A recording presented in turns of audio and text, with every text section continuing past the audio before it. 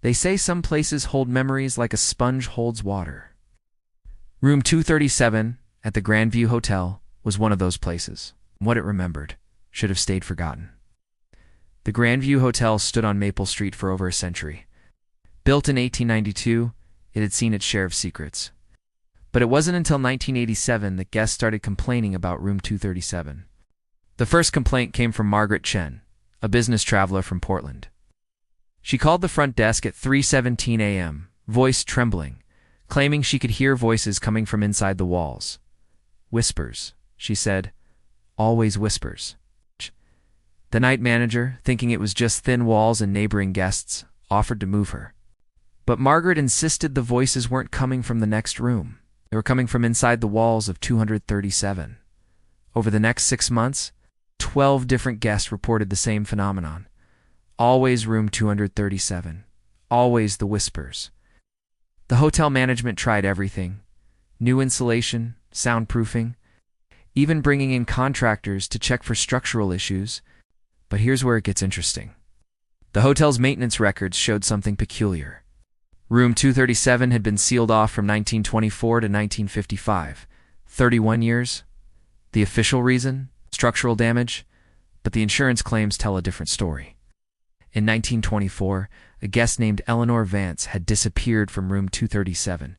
She'd checked in alone, paid for 3 nights, but was never seen leaving. When staff finally entered the room, they found her belongings untouched, the bed unslept in, and 3 words scratched into the wallpaper. Help us, please. In 1988. Paranormal investigator Dr. James Holloway decided to spend a night in room 237. What he recorded changed everything. It's 2:33 a.m. I've been hearing what sounds like multiple voices, but I can't make out the words. They seem to be coming from ... everywhere. The walls, the ceiling, even the floor. It's as if the room itself is speaking. Wait, I think I can understand them now, they're saying. They're saying names. Eleanor ... Thomas ... Maria. Dear God, how many are there? Dr. Holloway's investigation revealed something horrifying. He de-researched the hotel's guest records dating back to 1892. 7 guests had vanished from room 237 over the decades. 7 people who checked in but never checked out. The hotel's original blueprints, buried in city archives, showed the terrible truth.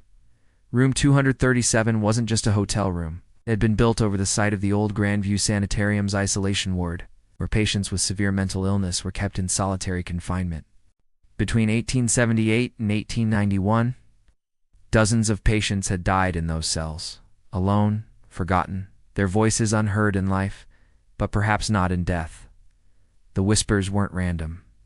They were the voices of those who had suffered in silence, calling out to anyone who would listen. And when guests stayed in room 237, some answered that call and never left. The Grandview Hotel permanently sealed room 237 in 1989. The official reason given was structural instability, but former employees tell a different story. They say that even with the room sealed, maintenance staff still report hearing whispers echoing through the walls. The hotel still operates today, though room 237 remains closed. If you look at the building from the street, you can see the window that once belonged to that room. Guests in neighboring rooms sometimes report seeing a faint light behind the boarded-up window, while some say the whispers were never about the dead trying to communicate with the living. They were warnings. Desperate pleas from those who had crossed over, trying to prevent others from joining them in their eternal vigil. Room 237 remains sealed to this day. But on quiet nights when the hotel is still, staff members swear they can still hear them.